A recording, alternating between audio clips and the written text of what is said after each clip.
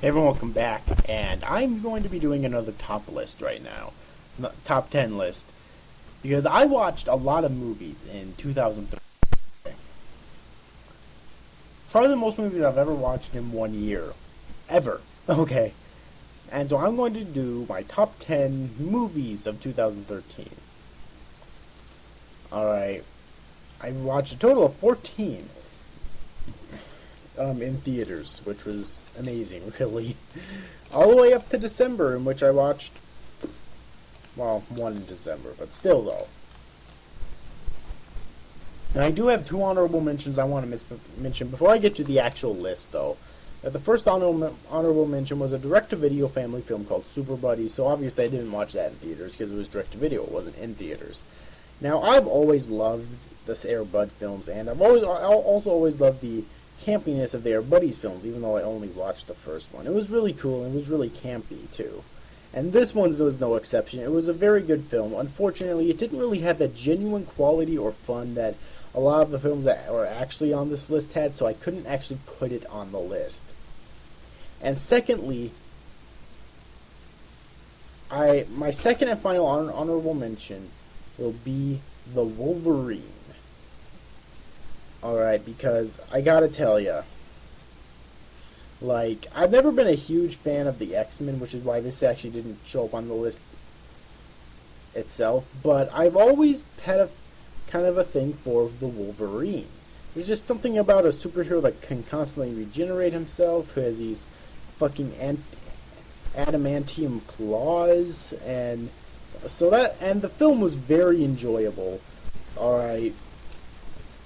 It was like probably one of my favorite parts was the final fight scene that the Wolverine had with that fucking Japanese douchebag that betrayed him. Classic Japanese betrayal right there, by the way.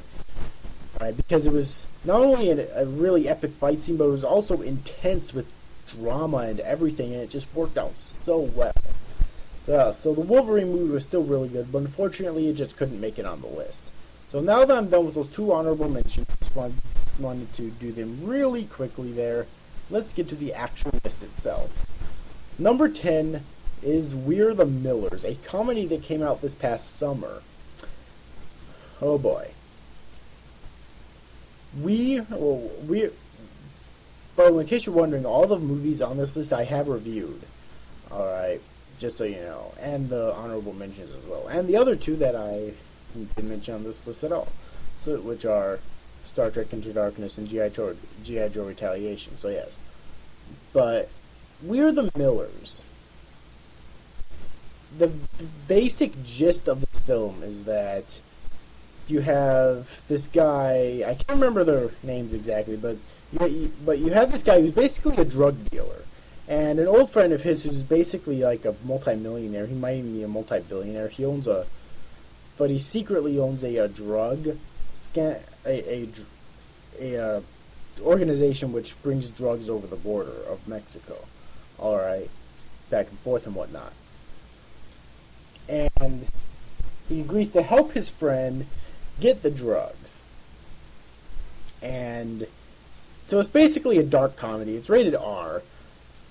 And he ends up coming up with a fake family which consists of like a woman who pretends to be his wife, who might have been his ex-wife or like his ex-girlfriend or something like that. And then this like nerdy kid who is a big fan of him for whatever reason, like really likes him, to be their son. And then they pick this girl to be their daughter that's like a runaway and whatnot. And then they call themselves the Millers. And that's basically where the comedy comes in. It's really a dark comedy, and not nearly one of the darkest comedies I've ever seen, but it's still a dark comedy, and it works out so well. I really enjoyed it. I thought it was funny as like shit. There's even a romance subplot in this movie too, which I thought was worked out surprisingly well. Actually, I'm actually kind of surprised that a movie that's this fucking hilarious had a romantic subplot in it that works out so well, and I didn't really feel it was contrived at all, and that it just didn't fit, you know. So yeah, so We're the Millers is definitely a good. fitting number 10, but number 9, hold on a sec here. Okay, number 9 is Jackass Presents Bad Grandpa. I guess technically it's supposed to be another film in the Jackass series, even though it really had nothing to do with Jackass except for being a hidden camera film. And it is just as funny as fucking Jackass. Essentially, this old man, I forget his name, but his wife died at the beginning of the movie.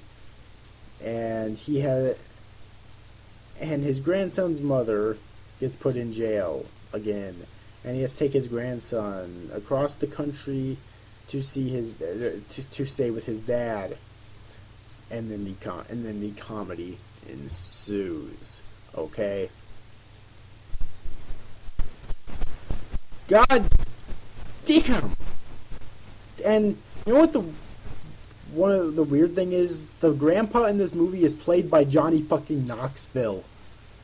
Like, this dude is such an incredible fucking actor, and the writing is so like tight in this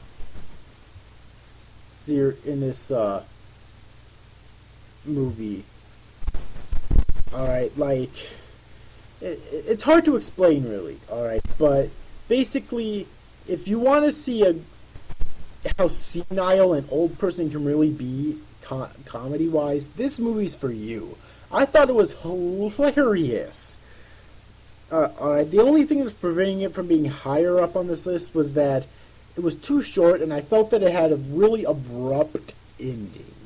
Okay, and yes, it was a hidden camera film, meaning there was a scene at an idol and a scene at a bar, and I'm pretty sure some other places too, and the people in there actually were terrified at first. They didn't know what was going on, but after the film, they told them that there were hidden cameras there and they're actually filming a movie, so they didn't actually know that. The people who owned it obviously did, but the other people actually did not. The people that were in there actually did not, which is really cool about these films. The Jackass films did the same thing too. Okay. Number 8 is Iron Man 3. Now, this deserves some explanation, I think. There's a lot of hate of Iron Man 3 because of what they did to the Mandarin at the end of the film. However, for me, it didn't really bother me because I never fucking read the Iron Man comic, so I don't know what the Mandarin was even supposed to be to begin with.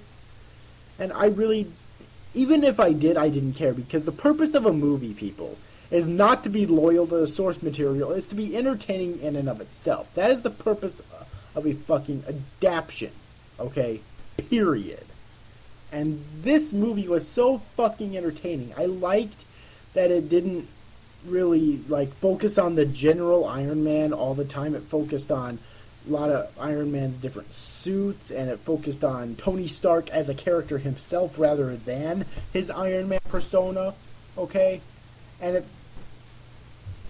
provided for a lot more development, and it just went to show you that that Tony Stark, aka Iron Man, is able to still continue being a great hero and produce great movies without being the leader of the Avengers, or rather, I think he was the founder at least. Not sure if you could really consider him to be the leader or not. Alright, so that was also really cool. Unfortunately, the ending did kind of leave me wondering, okay, it didn't explain too much about what it was trying to portray. That's my only complaint about the ending, and it's my only, the only thing keeping it from not being higher up on this list, okay? Now, number 7 is World War Z. Now, this also deserves some explanation, I think. A lot of people who read the original novel are complaining that this movie is not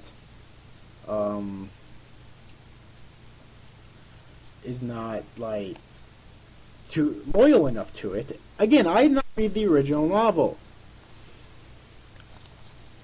However, like I said with Iron Man 3, is it an enjoyable movie in and of itself? Now, of course, that's based on opinion, but if you're able to look at it objectively and say yes, then shut the fuck up, okay?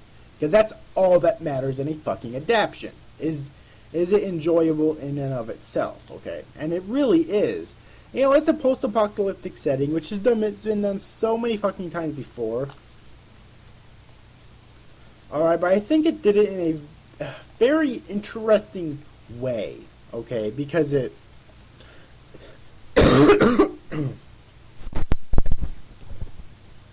Sorry, this is the, the fourth video I've been recording in a row here, so my voice is really hoarse right now. Or strained, I guess I should say. But anyways, though, it did in an interesting way where the zombies, they're not defeated by the end of the movie, which could mean they are planning on making a sequel. I don't know.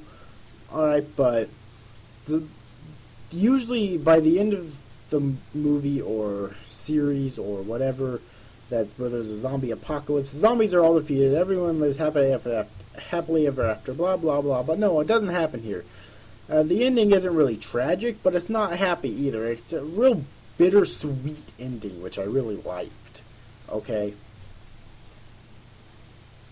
And also it was kind of interesting how the main character, which I forget his name, was actually able to inject himself with some sort of a disease to where he could walk, and they wouldn't even be able to know he was there, which I thought was really unique and interesting. So overall, I thought the World War Z was a really good movie. Number 6 is Grown Ups 2. Man. Back, I think it was 2 or 3 years ago, Grown Ups came out. And I watched that in theaters. Alright. Sorry about that. Anyways, though. So yeah, I watched Grown Ups 2 in theaters, or the original Grown Ups in theaters when it originally came out. And I absolutely fucking loved it. I love every movie I've ever seen Adam Sandler in. And I love his stand-up, and Adam Sandler's fucking hilarious. He's amazing. And this movie was no different. I loved it. However, my favorite scene was the final scene, of course. However, the only thing that's preventing this movie from being higher up on the list for me is that I thought the review was actually quite a bit better. Don't get me wrong, this movie's amazing, which is why it's on the beginning, but it could have been at least 2 or maybe even 3 spaces higher if it was actually better than, maybe just 2, because of what the top 3 are. If it was better than the original, but I still think it was a really good movie. And if you love comedy, you'll love this movie. Period. All right. Number 5 is Man of Steel. All right. Man of Steel. Wow. I've never seen a Superman movie, so I'm guilty of that. But this movie I thought was amazing. The effects when the city's being destroyed are so fucking good. General Zod is such a menacing fucking villain in this movie. And people complain that the destruction is too hefty, but come on. You basically have 2 gods here fighting each other. It's like, what else did you expect? I'm surprised the Earth wasn't fucking destroyed, because that's what it is. It's 2 gods fighting each other. Okay. And General Zod's so menacing, freaking... I love the reimagining and the character development of Superman in this movie. And I really hope that this is the Superman that DC uses for their finally making their Justice League movie. Alright. I really do. So yeah. Anyways, number 4 is Thor: The Dark World. Actually, earlier this year I bought the original Thor and watched it. That came out in 2011, and it was an amazing movie. This movie, unfortunately, I didn't think was as good as the original, but it was still awesome. Alright, basically the whole thing,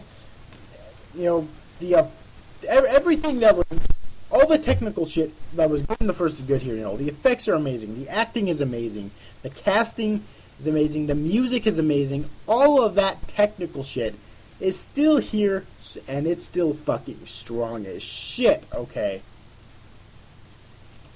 However, there are plot holes in this movie that I think they could have probably worked out before they released it. And this was one of the last movies released this year, by the way.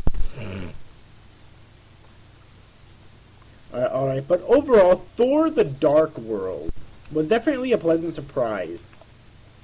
And it, I think, might open the door for another one. I know that before that happens, the Avengers 2 is going to be released. Because I think that's supposed to be released either sometime this year or next year.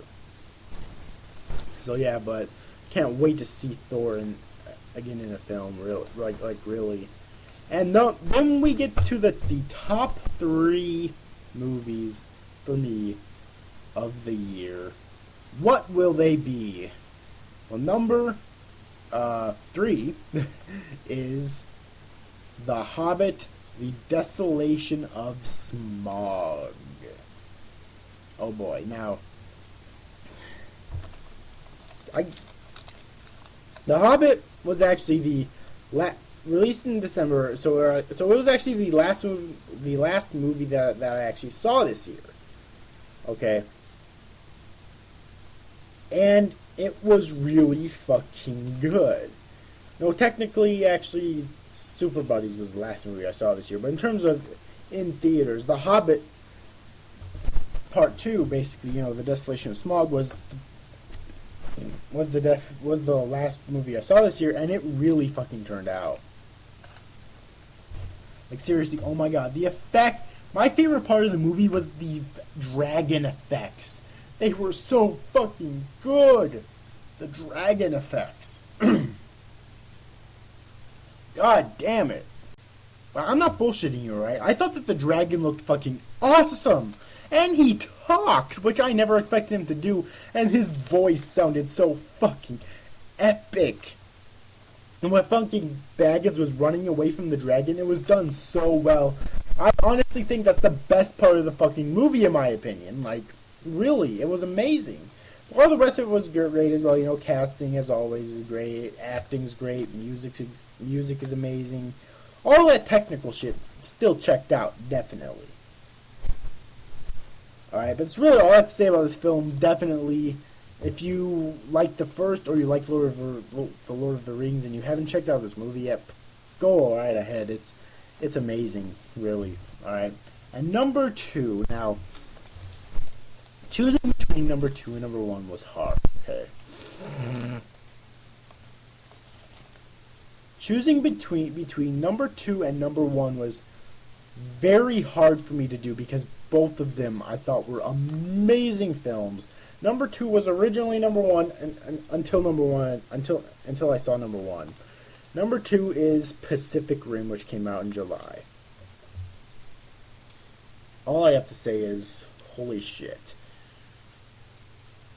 Talk about a movie fucking checking out. Like, and really, it's like, there was generic things in it, It was basically just a giant monster beat-em-up movie, really, but the thing that really sold it for me, and I think everyone else who loved the movie, was all the references. It had references to Evangelion in terms of these, like, giant humanoid robots in which controlling them did both physical and mental harm to the controller, in this case, controllers.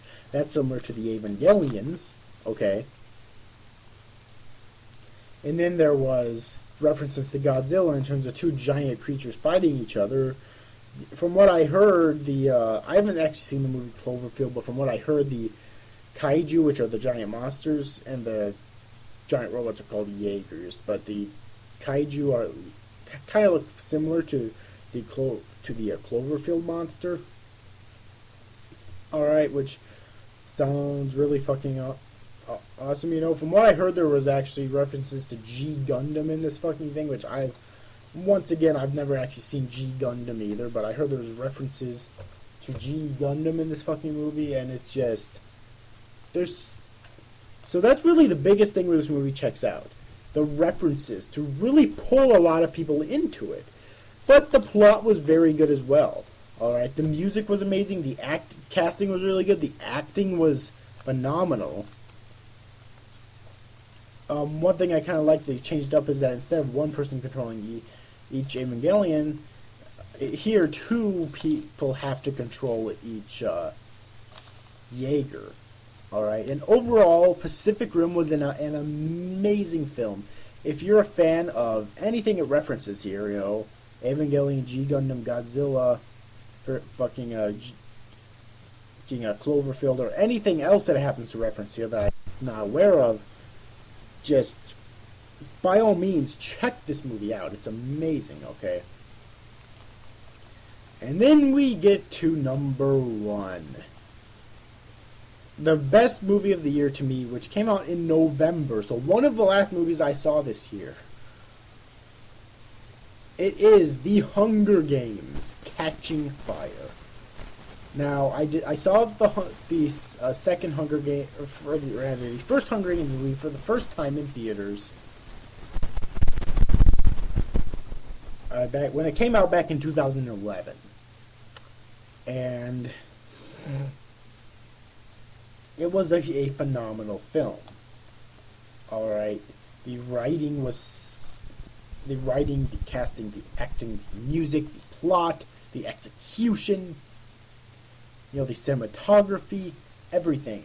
And this movie was a million times better. Okay, and I actually read the first Hunger Games book. I've said this before, but I was not a fan of it. I didn't like it at all. But the movie was amazing, and this movie was so great that it improved so much. The writing improved, the plot improved, and it actually got a lot darker, which I was a huge fan of. The acting, the casting was the same, obviously, but the acting improved. The music, I thought, actually got better, too.